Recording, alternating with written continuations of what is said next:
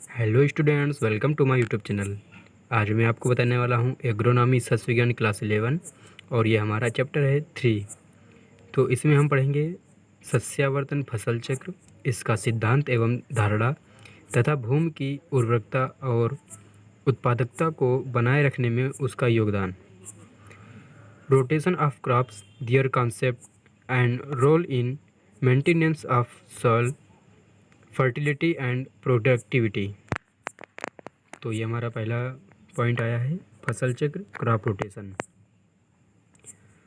किसी निश्चित क्षेत्र पर एक निश्चित अवधि तक फसलों को इस प्रकार हेर फेर कर बोना जिससे भूमि की उर्वरक शक्ति को बनाए रखकर अधिक से अधिक उत्पादन ले सकते फसल चक्र कहलाता है या फिर क्रॉप रोटेशन कहलाता है। विभिन्न फसलों को निश्चित क्षेत्रफल में आवर्ती अनुक्रमण फसल चक्र कहलाता है।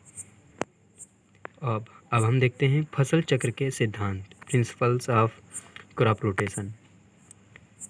पहला सिद्धांत है फसल गहरी जड़ वाली फसलों के बाद उथली जड़ वाली फसलों को बोना, अधिक खाद चाहने वाली फसलों के बाद कम खाद चाहने वाली फसलों को बोना, दलहनी फसलों के बाद अदलहनी फसलों को बोना।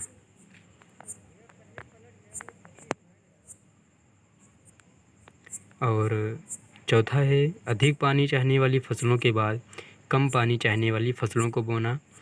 कृषि साधनों का वर्ष भर क्षमतापूर्ण उपयोग करना चाहिए। कृषि साधनों का वर्ष भर क्षमतापूर्ण उपयोग करना चाहिए, मतलब अधिक से अधिक प्रयोग करना चाहिए। फसल चक्र की सभी फसलें एक कुल की ना हो। ध्यान रहे, फसल चक्र की सभी फसलें एक कुल की ना हों। अगला पॉइंट है फसल चक्र के लाभ, प्रॉफिट ऑफ क्रॉप रोटेशन। खेत की उर्वरा शक्ति बनी रहती है, भूमि की जैविक दशा ठीक रहती है, खरपतवार रोगों कीटों के नियंत्रण में सहायता मिलती है, फसलों की उपज अधिक हो जाती है, फसल उत्पादों की गुणवत्ता में वृद्धि होती है, उपलब्ध कृषि साधनों, बीज, खाद, पानी, श्रम का पूर्ण क्षमता के साथ उपयोग होता है।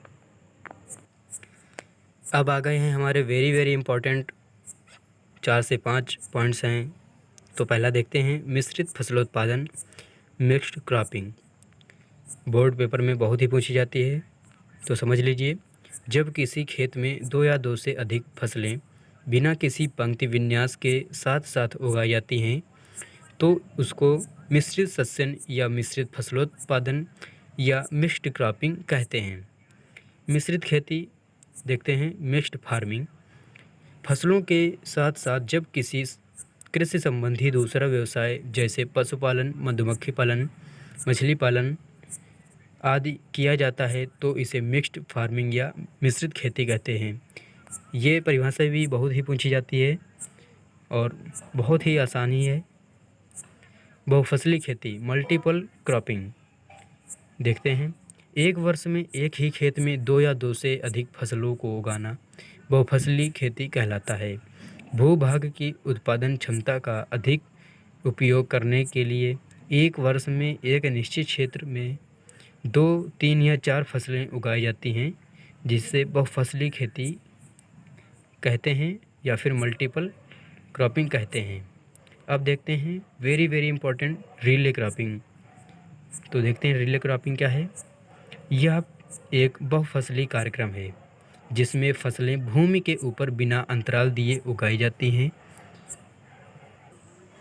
फसल उगाने की इस प्रणाली में आगे बोई जाने वाली फसल सक्सीडिंग क्रॉप पूर्ववर्ती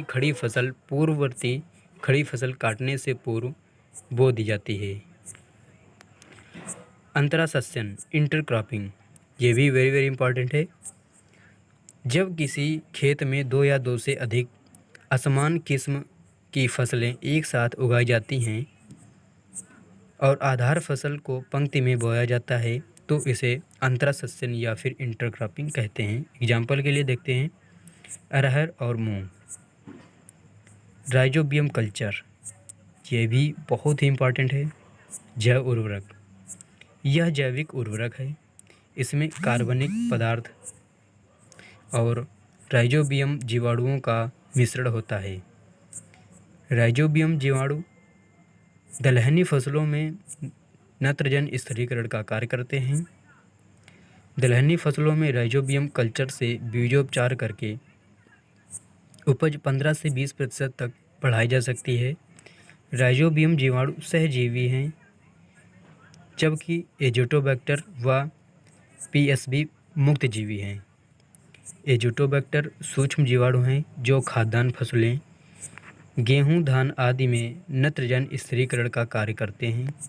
पीएसबी अघुलनशील फास्फेट को घुलनशील बनाकर पौधों को उपलब्ध कराते हैं। सो स्टूडेंट्स, यदि आप अब तक आपने हमारे यूट्यूब चैनल को सब्सक्राइब नहीं किया है तो सब्सक्राइब कर लीजिए और बेल आइकन को प्रेस कर लीजिए। और डेली इसी प्रकार के वीडियो पाने के लिए सब्सक्राइब करना ज़रूरी है। और वीडियो को अधिक से अधिक एग्रीकल्चर के छात्रों के पास शेयर करें और उन्हें बताएं कि इस यूट्यूब चैनल पे एग्रीकल्चर के अधिक से अधिक वीडियो अपलोड किए जा रहे हैं, जो आपको बोर्ड पेपर में अच्छे अंक दिलाने के लिए बहुत ही इम्पोर्टेंट हैं। और हमारे वीडियो को लाइक करें। धन्यवाद।